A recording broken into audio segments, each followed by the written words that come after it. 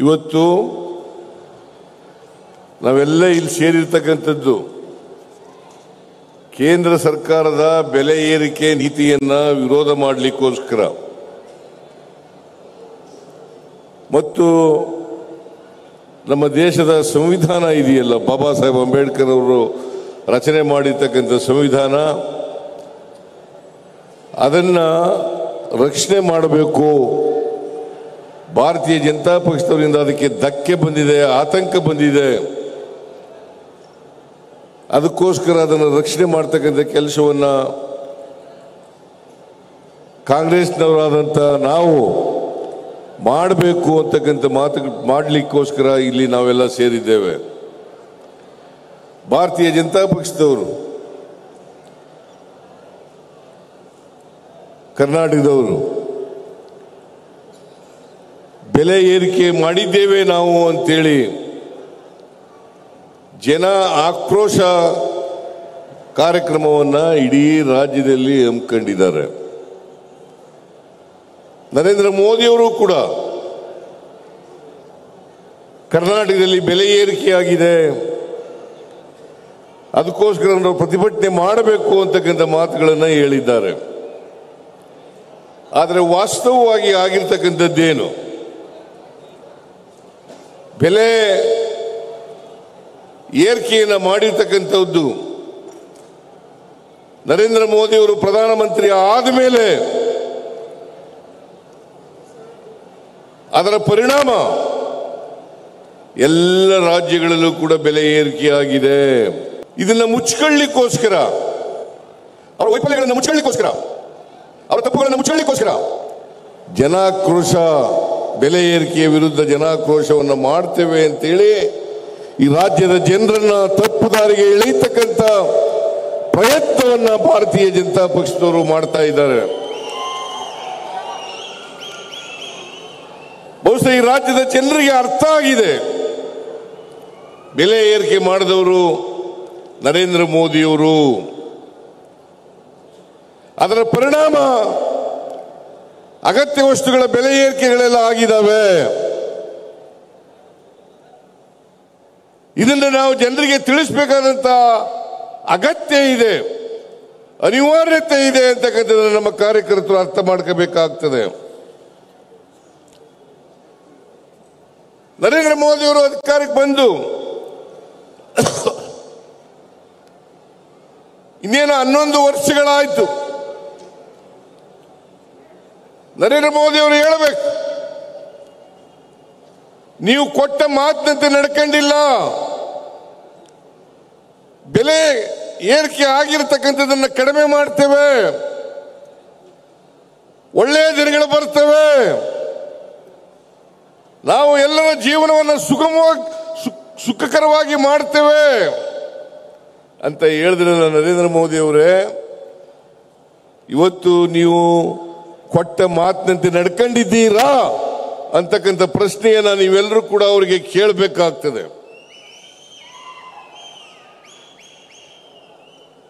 ನರೇಂದ್ರ ಮೋದಿ ಅವರು ಬರೀ ಒಂದು ಪದಾರ್ಥದ ಬೆಲೆ ಏರಿಸಲಿಲ್ಲ. ಪೆಟ್ರೋಲ್, ಡೀಸೆಲ್, ಗ್ಯಾಸ್, ಚಿನ್ನ, ಬೆಳ್ಳಿ, ಕಬ್ಬಣ, ಸಿಮೆಂಟು, ಅಗತ್ಯ ವಸ್ತುಗಳು, ಅಕ್ಕಿ, ಗೋಧಿ, ಬೇಳೆ, ಔಷಧಗಳು, ಗೊಬ್ಬರ, ಈಗ ಎಲ್ಲನೂ ಕೂಡ ನೀವು ಏರಿಸಿದ್ದೀರಿ. ಮನಮೋಹನ್ ಸಿಂಗ್ರವರು ಪ್ರಧಾನಮಂತ್ರಿಗಳಾಗಿದ್ದಾಗ ಬೆಲೆಗಳನ್ನ ನಿಯಂತ್ರಣ ಮಾಡಿದ್ರು, ಆಹಾರ ಪದಾರ್ಥಗಳ ಬೆಲೆಗಳನ್ನು ನಿಯಂತ್ರಣ ಮಾಡಿದ್ರು. ಆದರೆ ಇವರು ನರೇಂದ್ರ ಮೋದಿ ಅವರು ಪ್ರಧಾನಮಂತ್ರಿ ಆದ ಮೇಲೆ, ಒಳ್ಳೆಯ ದಿನಗಳನ್ನು ಬರ್ತವೆ ಅಂತ ಹೇಳಿದ ಮೇಲೆ ಎಲ್ಲ ಪದಾರ್ಥಗಳ ಬೆಲೆಗಳನ್ನು ಏರಿಸಿದ್ರು. ನಿಮಗೆ ನರೇಂದ್ರ ಮೋದಿ ಅವರು ಬಂದ ಮೇಲೆ ಬೆಲೆ ಏರಿಕೆ ಹೇಗಾಗಿದೆ? ನರೇಂದ್ರ ಮೋದಿ ಅವರು ಬರೋದಕ್ಕಿಂತ ಮುಂಚಿತವಾಗಿ ಏನು ಬೆಲೆಗಳಿದ್ದು ಇದನ್ನ ನಿಮ್ಮ ಮುಂದೆ ಇಡ್ಲಿಕ್ಕೆ ನಾನು ಬಯಸ್ತಾ ಇದ್ದೇನೆ. ಚಿನ್ನ 10 ಗ್ರಾಂ ಚಿನ್ನಕ್ಕೆ ಅವತ್ತು 28,000 ರೂಪಾಯಿ ಇತ್ತು. ಇವತ್ತು 1,00,000 ಚಿಲ್ಲರೆ ರೂಪಾಯಿ. ಯಾರ ಕಾರಣ ಇದಕ್ಕೆ? ನರೇಂದ್ರ ಮೋದಿ ಅವರೇ. 28,000 ರೂಪಾಯಿ 10 ಗ್ರಾಂ ಚಿನ್ನಕ್ಕೆ ಇದ್ದದ್ದು ಇವತ್ತು 1,00,000 ಚಿಲ್ಲರೆ ಆಗಿದೆಯಲ್ಲ, ಇದಕ್ಕೆ ನೀವೇ ಕಾರಣ. ಹೌದೋ ಅಲ್ಲ? ಹೌದೋ ಅಲ್ಲ? ಬೆಳ್ಳಿ 1 ಕೆಜಿ ಬೆಳ್ಳಿಗೆ 43,000 ರೂಪಾಯಿ ಇತ್ತು. ಇವತ್ತು 94,000 ರೂಪಾಯಿ. 43,000ದಿಂದ 94 ರೂಪಾಯಿ ಆಗಿದೆ. ಅವತ್ತು $1 ಅಮೆರಿಕನ್ ಡಾಲರ್, ಅದರ ಬೆಲೆ ಇಂಡಿಯನ್ ರೂಪಾಯಿಗಳು 59 ರೂಪಾಯಿ ಇತ್ತು. 59 ರೂಪಾಯಿ ಇತ್ತು. ಇವತ್ತು 86, 87 ರೂಪಾಯಿಗಳು. ನರೇಂದ್ರ ಮೋದಿಜಿ ಹೇಳಿದ್ರಿ ಜನರಿಗೆ, ನಾವು ರೂಪಾಯಿನ ಸಮಕ್ಕೆ ತರ್ತೀವಿ, ಡಾಲರ್ ಬೆಲೆಯನ್ನ ರೂಪಾಯಿ ಸಮಕ್ಕೆ ತರ್ತೀವಿ ಅಂತ ಹೇಳಿದ್ರು. ಆದರೆ 59 ರೂಪಾಯಿ ಇದ್ದಂತ $1 ಬೆಲೆ ಇವತ್ತು 86 ರೂಪಾಯಿ, 87 ರೂಪಾಯಿ ಆಗಿದೆ. ಇದಕ್ಕೆ ಯಾರ ಕಾರಣ?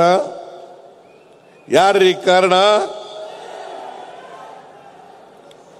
ಸಿಮೆಂಟು 50 ಕೆಜಿ ಸಿಮೆಂಟು 268 ರೂಪಾಯಿ ಇದ್ದದ್ದು 410 ರೂಪಾಯಿ ಆಗಿದೆ.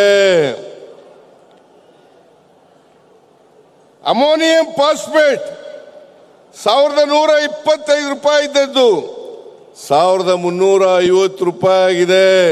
ರೈತರ ಬಗ್ಗೆ ಮೊಸಳೆ ಕಣ್ಣೀರು ಸುರಿಸ್ತಿರಲ್ಲ, ಯಾಕೆ ಗೊಬ್ಬರದ ಬೆಲೆ ಹೆಚ್ಚು ಮಾಡಿದ್ರಿ? ಇದನ್ನು ನರೇಂದ್ರ ಮೋದಿ ಅವರು ಉತ್ತರ ಕೊಡಬೇಕಾಗ್ತದೆ ಈ ದೇಶದ ರೈತರಿಗೆ. ಸಕ್ಕರೆ 1 ಕೆಜಿ ಸಕ್ಕರೆ 60 ರೂಪಾಯಿ ಇದ್ದದ್ದು 72 ರೂಪಾಯಿ ಆಗಿದೆ. ಅಕ್ಕಿ 30 ರೂಪಾಯಿ ಇದ್ದದ್ದು 66 ರೂಪಾಯಿ ಆಗಿದೆ. ಬ್ರೆಡ್ 35 ರೂಪಾಯಿ ಇದ್ದದ್ದು 70 ರೂಪಾಯಿ ಆಗಿದೆ. ಅಡುಗೆ ಎಣ್ಣೆ 68 ರೂಪಾಯಿ ಇದ್ದದ್ದು 109 ರೂಪಾಯಿ ಆಗಿದೆ. ಗೋಧಿ 10 ಕೆಜಿ 270 ರೂಪಾಯಿ ಇದ್ದದ್ದು 420 ರೂಪಾಯಿ ಆಗಿದೆ. ರಾಗಿ 1 ಕೆಜಿ 20 ರೂಪಾಯಿ ಇದ್ದದ್ದು 65 ರೂಪಾಯಿ ಆಗಿದೆ. ಉಪ್ಪು 1 ಕೆಜಿ 7 ರೂಪಾಯಿ ಇದ್ದದ್ದು 22 ರೂಪಾಯಿ ಆಗಿದೆ. ಟೀ 250 ಗ್ರಾಂ 95 ಇದ್ದದ್ದು 135 ಆಗಿದೆ. ಸಿಮೆಂಟು, ಗೊಬ್ಬರ, ಪೆಟ್ರೋಲ್, ಡೀಸೆಲ್, ಗ್ಯಾಸ್. ಇವತ್ತು ಇಲ್ಲಿ ಗ್ಯಾಸ್ಗಳಿಗೆಲ್ಲ ನಾವು ಹೂನಾರ್ಗಳನ್ನು ಹಾಕಿದ್ದೀವಿ. ಮನಮೋಹನ್ ಸಿಂಗ್ ರವರ ಕಾಲದಲ್ಲಿ 1 ಸಿಲಿಂಡರ್ ಗ್ಯಾಸ್ 414 ರೂಪಾಯಿ. ಇವತ್ತು 1 ಗ್ಯಾಸ್ ಸಿಲಿಂಡರ್ ಬೆಲೆ 879 ರೂಪಾಯಿ. ನರೇಂದ್ರ ಮೋದಿಜಿ ಗ್ಯಾಸ್ ಬೆಲೆ ಏರಿಸ್ಬಿಟ್ಟು ಪೆಟ್ರೋಲ್ ಸುಮಾರು 71 ರೂಪಾಯಿ ಇತ್ತು 2014ನೇ ಇಸ್ವಿನಲ್ಲಿ. ಇವತ್ತು 102 ರೂಪಾಯಿ. ಡೀಸೆಲ್ 40 ರೂಪಾಯಿ ಇತ್ತು 2014ರಲ್ಲಿ. ಇವತ್ತು 91 ರೂಪಾಯಿ 4 ಪೈಸೆ. ಯಾರ್ರೀ ಇದಕ್ಕೆಲ್ಲ ಕಾರಣ? ಬಿಜೆಪಿ ಅವರೇ, ಯಾರು ಇದಕ್ಕೆ ಕಾರಣ? ನರೇಂದ್ರ ಮೋದಿ ಅವರೇ, ಯಾರು ಇದಕ್ಕೆ ಕಾರಣ? ನೀವು ಬೆಲೆಯನ್ನೆಲ್ಲ ಏರಿಸಿ, ನಾವು ಗ್ಯಾಸ್ಗೆ ಮನಮೋಹನ್ ಸಿಂಗ್ ರವರು ಇರುವಾಗ ಸಬ್ಸಿಡಿ ಕೊಡ್ತಾ ಇದ್ದು, ಸಬ್ಸಿಡಿ ಕೊಡ್ತಾ ಇದ್ದು.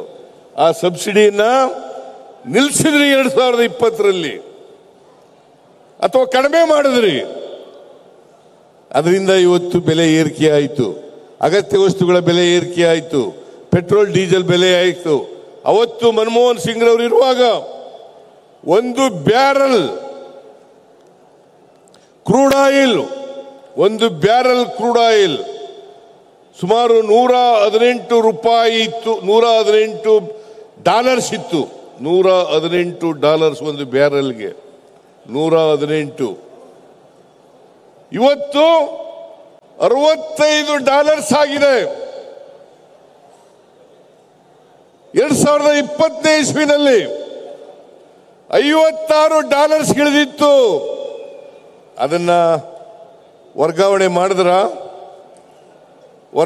ಮಾಡಿದ್ರ ಮಾಡಲಿಲ್ಲ. ಇಂಟರ್ನ್ಯಾಷನಲ್ ಮಾರ್ಕೆಟ್ನಲ್ಲಿ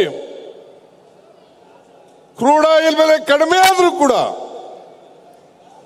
$1ಗೆ $40-50 ಕಡಿಮೆ ಆದ್ರೂ, ಒಂದು ಬ್ಯಾರಲ್ಗೆ $40-50 ಕಡಿಮೆ ಆದ್ರೂ ಕೂಡ ನೀವು ಕಡಿಮೆ ಮಾಡಲಿಲ್ವಲ್ಲ. ಅದರಿಂದ ಇವತ್ತು ಬೆಲೆ ಏರಿಸಿದವರು ಅವರು. ಇವತ್ತು ನಮ್ಮ ಮೂತಿಗೆ ಹಾಕಿ ನೀವು ನಮ್ಮ ಮುಖದ ಮೇಲೆ ಏರಿಸ್ತಾ ಇದ್ದೀರಲ್ಲ, ನಾಚಿಕೆ ಆಗಲ್ಲ ನಿಮಗೆ? ಮಾನ ಮರ್ಯಾದೆ ಏನಾದ್ರು ಇದೆಯಾ ನಿಮಗೆ ಅಂತಕ್ಕಂಥದ್ದನ್ನ ಹೇಳ್ಬೇಕಾಗ್ತದೆ. ನಮ್ಮ ಕಾರ್ಯಕರ್ತರು ಧೈರ್ಯದಿಂದ ಹೇಳಬೇಕು. ಬೆಲೆ ಏರಿಕೆ ಮಾಡಿದವರು ನೀವು, ಪ್ರಹ್ಲಾದ್ ಜೋಶಿ ನೀವು ಮಾಡಿದ್ರಿ, ವಿಜಯೇಂದ್ರ ನೀವು ಮಾಡಿದ್ರಿ, ಅಶೋಕ ನೀವು ಮಾಡಿದ್ರಿ, ನಾವು ಮಾಡಲಿಲ್ಲ. ನರೇಂದ್ರ ಮೋದಿ ಅವರು ಮಾಡಲಿಲ್ಲ. ನಾವು ಒಂದು ವೇಳೆ ನಾವು ಬೆಲೆ ಏರಿಕೆ ಮಾಡಿದ್ರೆ ಬೇರೆ ರಾಜ್ಯಗಳಿಗಿಂತ, ಪಕ್ಕದ ರಾಜ್ಯಗಳಿಗಿಂತ ಕಡಿಮೆ ಇರ್ತಕ್ಕಂಥ ರೀತಿಯಲ್ಲಿ ಬೆಲೆ ಏರಿಕೆ ಮಾಡಿದ್ದೀವಿ. ಹಾಲಿನ ಬೆಲೆ ಏರಿಸ್ಬಿಟ್ರು, $4 ಏರಿಸಿರೋದು ನಿಜ. ಆದರೆ ಅದನ್ನು ಸರ್ಕಾರಕ್ಕೆ $1 ತಗೊಂಡಿಲ್ಲ, ಅಥವಾ KMFಗೆ ತಗೊಂಡಿಲ್ಲ, ಮಿಲ್ಕ್ ಯೂನಿಯನ್ಗೆ ತಗೊಂಡಿಲ್ಲ. ಏನ್ $4 ಏರಿಸಿದ್ದೀವಿ ಅಷ್ಟೂ ಹಣವನ್ನ ರೈತರಿಗೆ ವರ್ಗಾವಣೆ ಮಾಡಿದ್ದೇವೆ. ಇದು ಸರಿನಾ ತಪ್ಪಾ?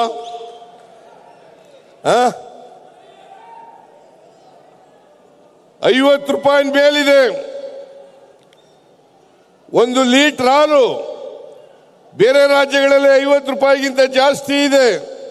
ನಮ್ಮಲ್ಲಿ $42 ಇತ್ತು, $4 ಜಾಸ್ತಿ ಮಾಡಿ $46 ಆಗಿದೆ. ಬೇರೆ ರಾಜ್ಯಗಳಲ್ಲೆಲ್ಲ 50, 48, 52, 54, 55, $56 ಒಂದು ಲೀಟರ್ ಹಾಲ್ಗೆ. ಕರ್ನಾಟಕದಲ್ಲಿ ಕಡಿಮೆ ಇದೆ. ಹಾಗೇನೆ ಬಸ್ ದರನೂ ಕೂಡ ಮಹಾರಾಷ್ಟ್ರ, ಆಂಧ್ರ, ತೆಲಂಗಾಣ, ತಮಿಳುನಾಡು, ಕೇರಳ ಇವೆಲ್ಲಕ್ಕೂ ಹೋಲಿಕೆ ಮಾಡಿದ್ರೆ ಕಡಿಮೆ ಇದೆ. ನೀವು ನಮ್ಮ ಮೇಲೆ ಹೇಳ್ತೀರಾ?